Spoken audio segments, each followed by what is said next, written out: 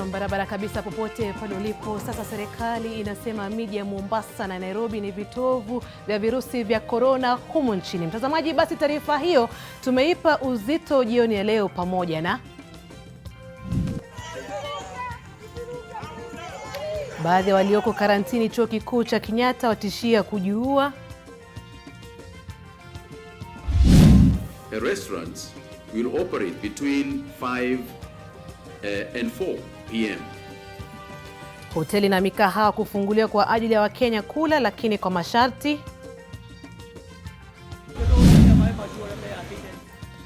Mafuriko yatisha matumizi ya reli katika eneo la Elbagon huko Molo.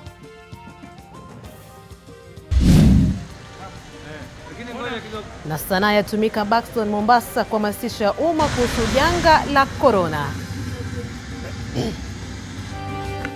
Mbashara kutoka jumba la Nation. Hii ni NTV jioni na Jen Ngoiri. Dakta mtazamaji, basi karibu kwa taarifa kamili za NTV jioni katika lugha ya ishara. Niko naye David Agondoa kama ilivyo ada, kama ilivyo kawaida, na kusihi tuandamane sasa hadi tamati. Mikahawa itakuwa miongoni mwa biashara muhimu kufunguliwa ili kufufua uchumi ambao umepata pigo kubwa kutokana na virusi vya corona humu nchini. Serikali inasema imechukua hatua hiyo kutokana na idadi ya wanaopona kuongezeka hadi 114 baada ya watu 8 kuruhusiwa kwenda nyumbani saa 24 zilizopita. Haya yanajiri wakati ambapo maambukizi yameongezeka hadi 363 baada ya watu 8 kuthibitishwa kuwa na virusi vya corona. Basi mwanahabari wetu Leila Muhammad anatukunjulia jamvi letu la NTV jioni. We have got 4 from Mombasa, and you can see now Mombasa is becoming a concern, an area of concern. And we have got the rest of them from Nairobi, and all of them are Kenyans. Kati ya watu 8 waliothibitishwa kuwa na virusi vya corona, 3 ni wa Nairobi huku 4 wakiwa ni wa Mombasa. Serikali inasema kwamba 5 ni watu waliopimwa katika jamii huku 3 wakiwa waliokuwa karantini. Kwa mwezi mmoja unusu sasa, sehemu kubwa ya uchumi imeathirika kutokana na biashara kufungwa kwa kuwepo kwa virusi vya corona nchini, lakini sasa serikali inasema kwamba baadhi ya mikahawa na hoteli zitafunguliwa, Wakenya waende wakale. Hata hivyo, tahadhari imetolewa kuhusu usafi na afya. Maeneo ya kuuza vileo yatasalia kufungwa hadi maambukizi ya Covid-19 yadhibitiwe kwa kiwango kikubwa. Lakini kabla ya wateja kuingia mikahawani kula, serikali imeweka masharti ambayo ni lazima yatimizwe. Restaurants will operate between 5 and 4 p.m. Not later than that, because after that, then it becomes difficult to for the people to get home, just for curfew. Kila wateja wakiwa hotelini ni watu 4 pekee watakubaliwa kuketi katika eneo la mita 1 mraba, huku kukihitajika kuwa na nafasi ya mita 1 kati ya kila meza. Wanaotaka kufurahisha nafsi kwa kileo, basi itawabidi kukinywa wanapokula. It is not a license to start opening alcohol sale across the country. Alcohol shall only be sold with those having meals in the normal manner in a restaurant. We have not opened bars. Wapishi watahitajika kupimwa Covid-19 na vilevile kupimwa joto la mwili kila siku. Wateja pia watapimwa kabla ya kuingia kununua chakula. Huku idadi ya waliofariki kisalia 14, waliopona wameongezeka hadi 114 baada ya watu 8 kuruhusiwa kwenda nyumbani. Ni hali hii ambayo imeipa serikali moyo wa kuamua kuwakubalia wafanyabiashara japo wachache kufungua biashara zao. The president announced the issue of hygiene workers to clean up all the slum areas, all the populated areas, and this has 2 purposes. One of them is that we are going to keep people working, particularly young people, the youth in those densely populated areas. But even as they work, again there's a protocol, there's a health protocol. Leila Muhammad, NTV. Na baadhi ya waliowekwa karantini katika kituo cha eneo la chuo kikuu cha Kenyatta kuhusiana na virusi vya korona leo waliibua vioja baada ya baadhi yao kutishia kujirusha kutoka ghorofani na kujiua kwa kile wanachodai kuwa unyanyasaji wa serikali kupitia kuwalazimisha kulipa ada ya karantini. Wanasema hawana uwezo wa kulipa ada hiyo, kama anavyotueleza Zainab Ismail. Watatu kati ya waliokuwa wametengwa hapa katika kituo cha chuo kikuu cha Kenyatta walitishia kujirusha kutoka ghorofani. Usiruke! Usiruke!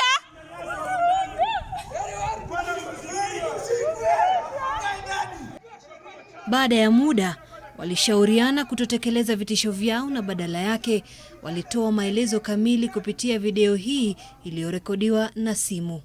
Nilitolewa kwa nyumba juu nilikuwa na shida ya kifua na kukohoa. Kufika Mbagathi nilipimwa. Kupimwa nikakaa hadi saa 2. Kukaa hadi saa 2 tukaambiwa ati tunapelekwa KU University. Kufika KU tunaambiwa ati tulale. Tulionyeshwa kitanda tukalala. Na nilipata marafiki zangu huko. Siku ya kutoka nikaenda nikauliza sana naweza toka, nikaambiwa ati wewe ngojea utalipa ndio utoke. Nikauliza nalipa nini na mimi na serikali ilisimamia kila kitu. Tunatishiwa maisha, tunaambiwa ati tutauliwa. Sasa tulikuwa tunaomba tusaidiwe tutoke hapa. Wakati nilifika hapa daktari wakaniambia kwamba wamenipima corona niko negative. Sasa shida ambayo niko nayo ni kifua. Sasa inafaa nitibiwe kifua lakini hawanitibu hata kidogo. Wananiletea tu dawa za Piriton na mwisho wananitupa huko. Nikaitwa bill ni 15. Mimi nikwambiaje? Sina hata shilingi, na kama niyo bill mwenye mwepatie kazi ama mimi sikuwa ready kulipa bill, sikuwa na pesa. Kama basi wewe kaka tasolve. Nimekaa hapa sasa more than 21 days. Nimeletwa bill 52. Mwenye ni kaos. Sina hata shilingi. Sasa na demon na hapa unafungiwa tu.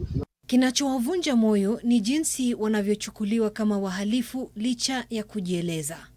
Sasa yani hata sasa mimi kama kumeibiwa, I have like nothing to lose. I have nothing niko nayo.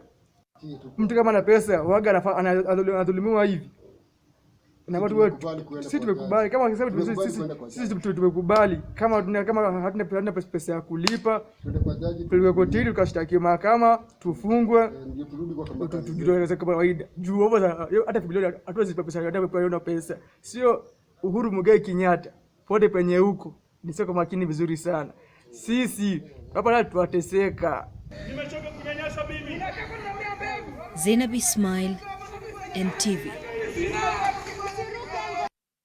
Naam, basi mtazamaji, taarifa hiyo ya masaibu ya walio karantini katika chuo kikuu cha Kenyatta inatufikisha katika jukwaa la swali letu la leo. Tunakuuliza, je, una maoni gani kuhusu wanaopelekwa karantini wajilipie gharama? Je, una maoni gani kuhusu wanaopelekwa karantini wajilipie gharama? Basi sema nasi kupitia mitandao yetu ya kijamii Facebook, Twitter @JenGoiriOfficial @NTV jioni. Bila shaka baada ya muda usiokuwa mrefu nitaweza kusoma mawili matatu kutoka kwako mpenzi mtazamaji. Tukisonga mbele ni kwamba taarifa ya NTV kuhusu jinsi watu wanavyokwepa vizuizi na kusafiri kupitia njia mbadala na vichochoro sasa imelazimisha kuimarishwa kwa ulinzi na doria kutoka maafisa wa usalama kiasi cha kutumia nguvu kwa wote bila kubagua wanaotoa huduma muhimu wanaoruhusiwa kusafiri. Miongoni mwa waliojipata matatani ni wahudumu wa afya waliozuia eneo la Blue Post licha ya kuwa na stakabadhi za kuonyesha kuwa wamedhurishwa kusafiri. Ruth Sarumwe na taarifa kamili.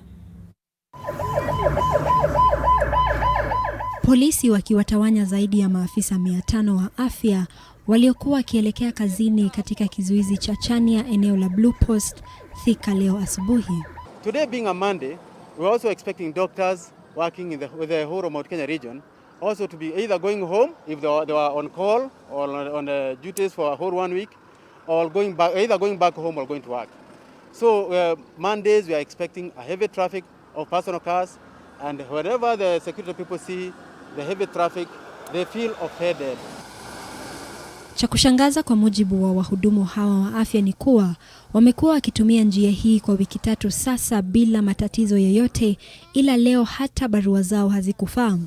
Wagonjwa aidha walijipata matatani. Nilitoka asubuhi mapema nielekea Keno Hospital kufanyiwa dialysis sababu naendanga siku 2 per week. Hiyo ni Monday na Thursday. Na wakati nilifika mahali bari ya roadblock iko, hawakuweza kuangalia karatasi yangu ama nini, waliniambia tu nipiduke. Nikaenda hapo, nimepiduka mara 3. Saa mara 4 ndio nimekuja nikasimama mahali nifikirie la kufanya. Tukio hili hata hivyo linaonekana kuchochewa na taarifa ya NTV kuonyesha utepetevu wa maafisa wa usalama katika kulinda mipaka na kutekeleza agizo la kutosafiri kutoka kaunti zilizopigwa marufuku. Taarifa hiyo ilionyesha watu wakitumia vichochoro kusafiri kaunti moja hadi nyingine. You are the people who are trying to save Kenyans. Is that not true? Yes, then you are supposed to be the good example. You are supposed to behave well. Yeah. But going like this, crossing the roadblock all the time, we will not allow that. Hili sasa limepelekea muungano wa madaktari kuagiza wanachama wao katika eneo la kati kutorudi kazini hadi wahakikishiwe usalama wao. We have today morning resolved that for the safety and protection of our healthcare workers in that region, they shall go back home until such a time that the relevant authorities implementing this directive shall feel that doctors are important to serve Kenyans in this country.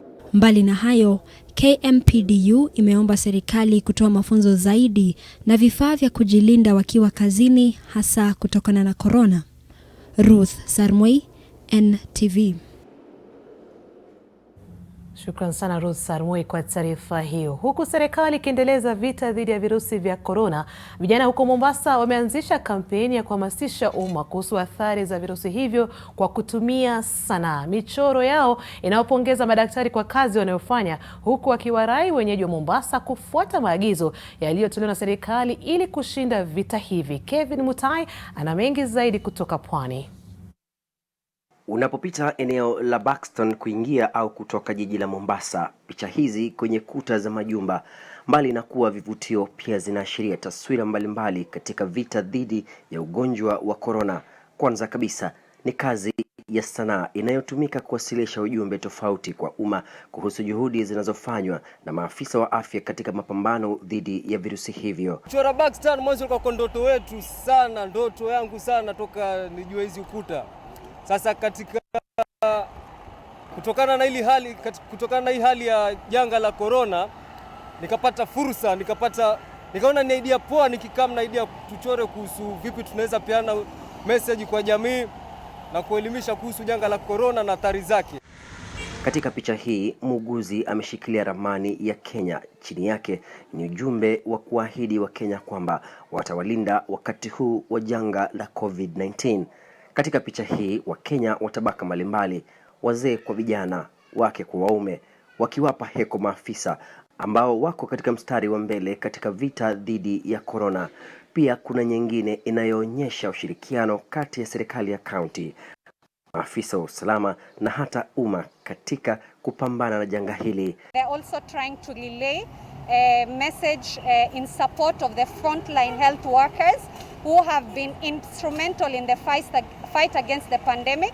That is our healthcare workers, the nurses, the doctors, the clinicians who have basically put their lives on the line and they have sacrificed to actually save the life of the fellow mwananchi. Kupitia michoro kama vile tayari ninavyosema, ni kwamba kama huna kitu muhimu kufanya mjini ama mahali kwenye watu kadhaa, ni bora ubaki nyumbani.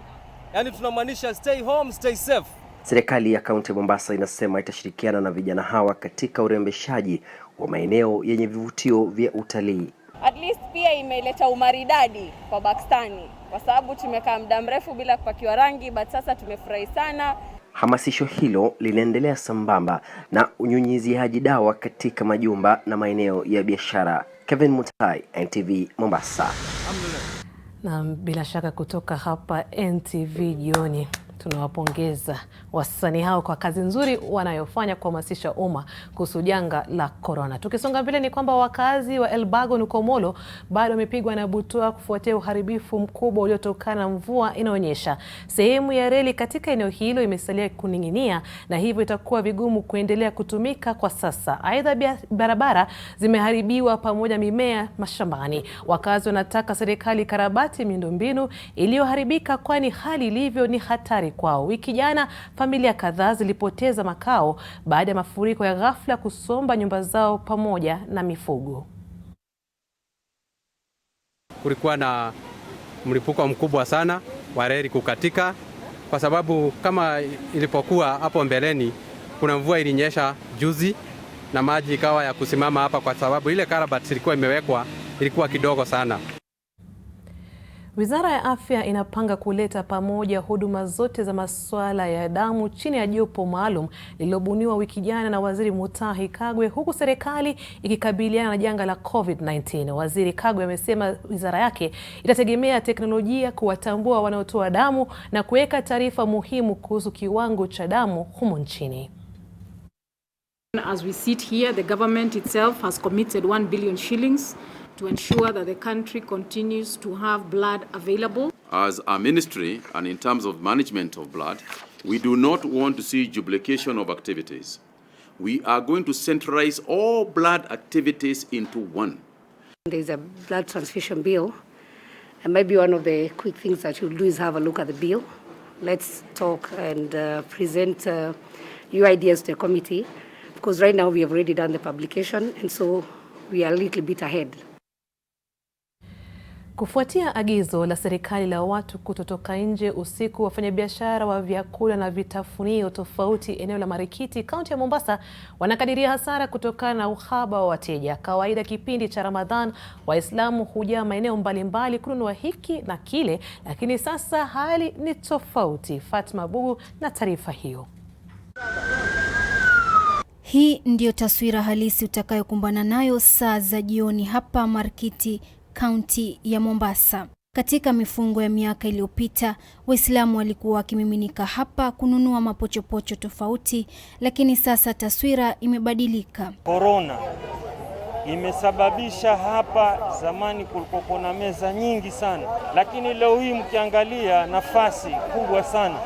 Meza za kuhesabika kama meza 4, 5 na hapa kuna meza 3. Alafu baada hapa hakuna tena meza nyingine. Aidha, bei imepanda. Dafu tulikuwa tununua kwa shilingi 30, sasa tununua kwa shilingi 50. Tende, ukiangalia viazi vya madonge, sambusa, kababu, kila kitu kimepanda bei kwa sababu kuna uhaba wa hivi vitu. Watu wengi wanahofia kuja kununua vitu kulingana na maambukizi. Mialiko ya kula pamoja hakuna tena na kumpokea ndugu au mgeni imekuwa nadra sana. Pia tumepunguza movement ya wageni kuja na kwenda. Kwa hivyo strictly hatuna wageni. Ni sisi wenyewe kwa sababu lazima tutoke tukatafute riziki. Fatma Bugu, NTV, kaunti ya Mombasa.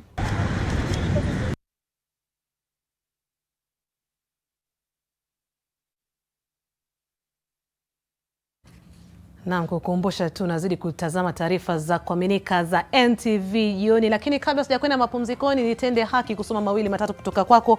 Tumekuuliza una maoni gani kuhusu wanaopelekwa karantini wajilipie gharama. Katika mtandao wa Twitter, Ederson Mwasa anasema serikali gharamie kila kitu, sio kila mtu anaweza kujimudu kifedha. Natazama nikiwa Bamburi Fisheries Mombasa.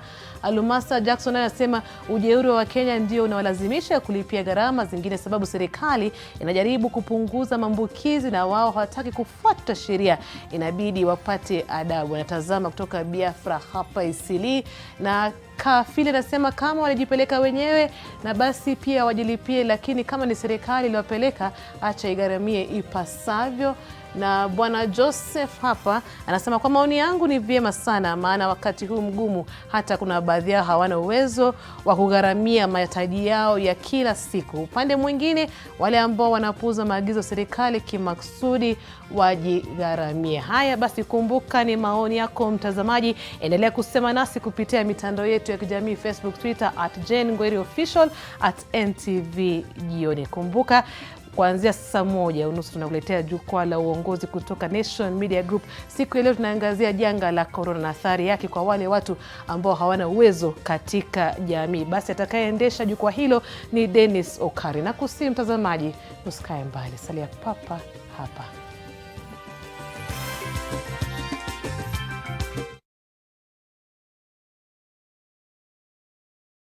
Niaje wa Kenya.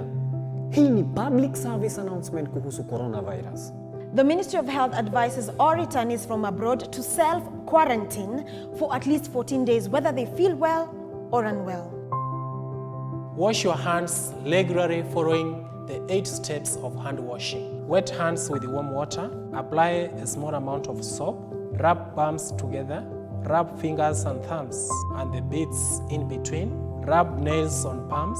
Rub the back of each hand. Rinse with clean running water and dry thoroughly with a clean dry towel. Furthermore, it is advisable to cover your mouth and nose adequately when sneezing or coughing and immediately dispose of the tissue in a dustbin. Please do not use handkerchiefs if you can avoid it. If disposable tissue is unavailable, cough into your elbow. Try and avoid close contact with anyone showing signs of respiratory illness, such as coughing or sneezing. Before you share any coronavirus information on social media, please verify it with Ministry of Health to avoid panic and alarm among your fellow Kenyans. Je, maumivu ya kichwa na kukosesha amani? Kaluma Strong hutuliza maumivu ya kichwa, maumivu ya mwili na hata huondoa joto jingi mwilini. Kaluma Strong ina aspirin kama kiungo. Maumivu yakizidi, muone daktari. The risk of illness-causing germs is increasing. It is believed that the coronavirus can remain on surfaces in your home for up to 9 days. Touching infected surfaces is one of the ways in which germs spread. Regularly disinfect your floors, countertops, and kitchen surfaces with bleach. And use an effective toilet cleaner inside and outside your toilet bowl. This message is brought to you by Medifacts, JIC, and HAPIC. All day, we expect our mouth to do all kinds of things. That is why it needs all-round protection. New Oral-B Pro Health toothpaste. Its advanced technology helps prevent both tooth holes and gum problems that can lead to tooth loss. It strengthens your teeth, giving them all-round protection. Because your mouth is doing more than you think. New Oral-B Pro Health. All-round protection for your whole mouth. Good morning, Janet. Wow! And you are? I'm Casey. Now help you with anything to do with your KCB bank account. Pay bills, transfers, statements. You're hired. I'm your internet banking security ninja. I'm your 24/7 personal assistant. Super. So, we can always talk about your account, online, whenever you like.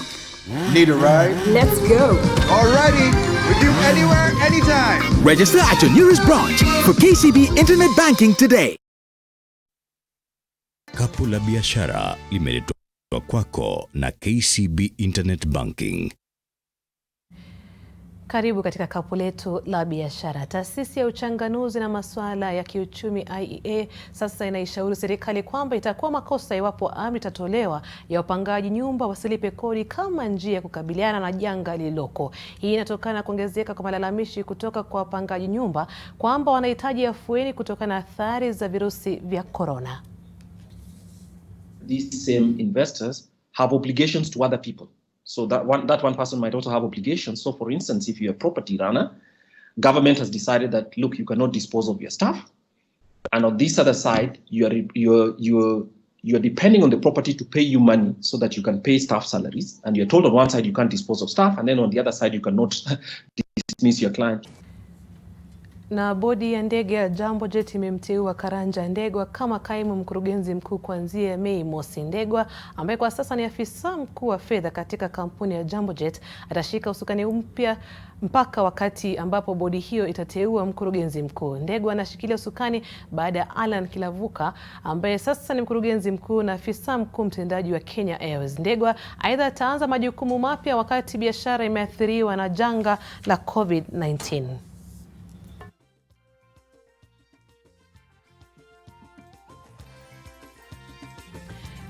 Na mtazamaji, basi kuhusu yanayojiri viwanjani ni baada ya muda usiokuwa mrefu, usicheze mbali.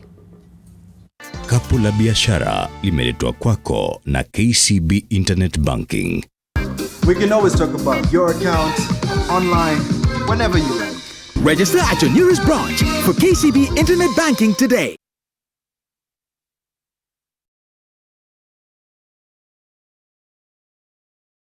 Dettol's main objective is to help children protect themselves from diseases. Do you know how we get illnesses like diarrhea, cough, and cold? No! They are spread through germs on your hands. Your hands collect germs that causes diseases. You pick up germs from any surface, like when you don't wash your hands after going to the toilet, while playing. And then you can get sick because of germs. That's why you need to fight germs to stay healthy by washing your hands regularly with Dettol soap that gives the best germ protection ever against many illness-causing germs. Wash, wash, wash your hands. What you have to do is bath yourself. Dettol soap every day. Wash, wash, wash your hands. Nyaje wa Kenya, hii ni public service announcement kuhusu coronavirus. The Ministry of Health advises all returnees from abroad to self-quarantine for at least 14 days, whether they feel well or unwell. Wash your hands regularly following the 8 steps of hand washing. Wet hands with warm water. Apply a small amount of soap. Rub palms together. Rub fingers and thumbs and the bits in between. Rub nails on palms. Rub the back of each hand. Rinse with clean running water and dry thoroughly with a clean dry towel. Furthermore, it is advisable to cover your mouth and nose adequately when sneezing or coughing and immediately dispose of the tissue in a dustbin. Please do not use handkerchiefs if you can avoid it. If disposable tissue is unavailable, cough into your elbow. Try and avoid close contact with anyone showing signs of respiratory illness, such as coughing or sneezing. Before you share any coronavirus information on social media, please verify it with Ministry of Health to avoid panic and alarm among your fellow Kenyans. Selena! Toto, where is mommy? Today's a toilet day. What? Oh. Selena! Toilet day? Tomorrow we're hosting a party and it's a matter of my reputation. It's a toilet, not a white shirt. Even if you spend your entire day cleaning with bleach and detergent, it still won't be party ready. Impossible. Challenge. Harpic 10X. Even if you use bleach and detergent 10 times, they won't give you the same sparkling clean toilet that Harpic 10X will give you. Wow! Harpic 10X. Harpic, Kenya's #1 toilet cleaner. Disinfect and protect your home with Jik. Jik kills 99.9% of illness-causing germs. Disinfect floors, kitchen and bathroom surfaces, and wash white clothes, towels, and dishcloths with Jik bleach. Just Jik it. Birthday party! Birthday party! Birthday party! Birthday party! Are we not invited? We have gifts! Malaria! Mommy! Best!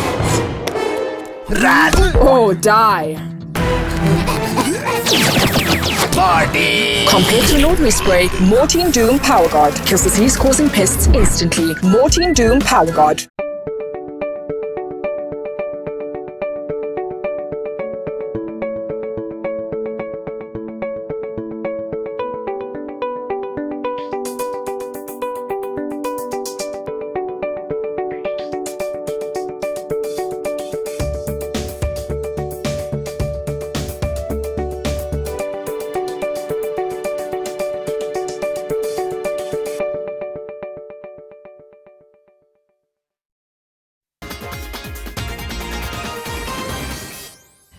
Kuahirishwa kwa vikao vingi vya koti kutokana na janga la corona kumeathiri watu wengi wanaotafuta haki. David Shunliu, mwanariadha wa Canada anayefanya mazoezi yake humu nchini, amekuwa akitafuta haki katika mahakama kuu mjini Eldoret baada ya kudai kulaghaiwa na mfanyabiashara mjini humo. Basi mwanahabari wetu Steve Keter alizungumza naye na kutuandalia taarifa ifuatayo. David Shunliu ambaye ni mwanariadha wa Canada alifika Kenya Novemba mwaka wa 2017 akiwa na matumaini ya kufanya mazoezi pamoja na wanariadha watajika wa Kenya. Hata hivyo, aliishia kutumia muda wake mwingi mahakamani baada ya kudai kulaghaiwa shilingi milioni 5 na mfanyi biashara mmoja mjini Eldoret. Tarehe 24 Januari mwaka huu, mahakama ya Eldoret iliamua mshtakiwa Julius Kayoni amlipe Liu jumla ya shilingi milioni 6.7. Julius Kayoni decided to hire another lawyer, and now they are requesting an appeal in the High Court. So now the case has been postponed because of the pandemic, and we're waiting for the appeal. I really just want this case to be resolved as soon as possible. I've been waiting to get my money back from Julius for almost a year and a half now. Kabla ya kurejea Canada, Liu alikuwa akifanya mazoezi katika eneo la Kaptagat, kaunti ya Elgeyo Marakwet, akilenga kuiwakilisha nchi yake katika michezo ya Olimpiki. Kuahirishwa kwa michezo hiyo ya Tokyo, Japan, kutampa muda wa kutosha wa kupigania kufuzu hapo mwakani. I personally want to be back in Kenya training with the best athletes, the Kenyan athletes, but unfortunately I had to stay home right now in Toronto, Canada. Huko Canada pia hawezi kutangamana na makocha wake kutokana na corona. I have a coach in Canada, and also in Kenya I'm fortunate enough to know Patrick San, who is the coach for Eliud Kipchoge as well, so I sent him messages to keep in touch. Liu ana matumaini ya kurejea Kenya akiwa ameimarika. Steve Keter, NTV. Na mipango ya kukamilisha msimu huu wa ligi kuu ya soka nchini Uingereza itakuwa wiki hii katika kile kilichoitwa uanzishaji upya. Ligi hiyo inatarajiwa kuanza tena Juni 8 na kumalizika mwishoni mwa Julai ili kuambatana na mipango ya shirikisho la Europa UEFA. Vilabu vya ligi kuu vitakutana Ijumaa kujadili mikakati ya kwanza tena. Ligi kuu ilisimamishwa tarehe 13 mwezi uliopita kwa sababu ya janga la corona. Mechi zinatarajiwa kuandaliwa bila mashabiki uwanjani, huku baadhi yazo zikiratibiwa kuonyeshwa bure. Swala lingine litakalojadiliwa Ijumaa litahusu viwanja vitakavyotumika. Arsenal, Brighton na West Ham zimefungua viwanja vya mazoezi kwa ajili ya mazoezi binafsi ya wachezaji.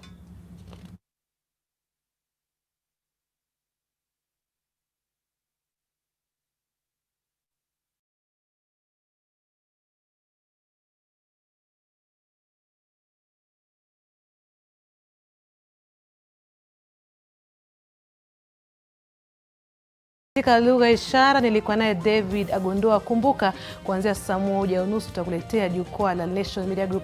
Leo tunaangazia swala la Covid-19 na wale ambao wanaathirika zaidi katika jamii. Salia papa hapa. Naitwa Jane Ngoiri. Kesho pia ni siku Mola akipenda. Allahu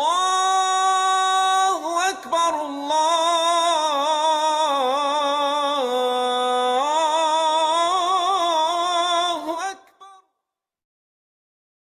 During this period and always, bank different by avoiding interest in all your transactions. If not now, when? Ensure that all your transactions are free from elements of uncertainty and gambling by only investing your money differently. Bank on strong partnerships where generated profits and risks are shared by both parties. Bank different with Gulf African Bank. Call us on 0711 075 000 or SMS join to 21981. May God protect us. Ramadan Mubarak.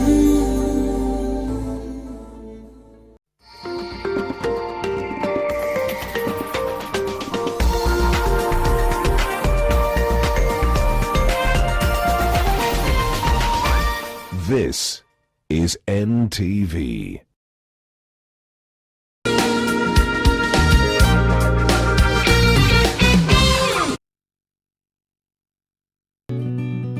I help women find independence by training them in fish farming. It's tough on my back, joints, and can cause headaches. Panadol Extra relieves multiple types of pain. If symptoms persist, seek medical advice. Kira! Kira? Where are you? Malaria!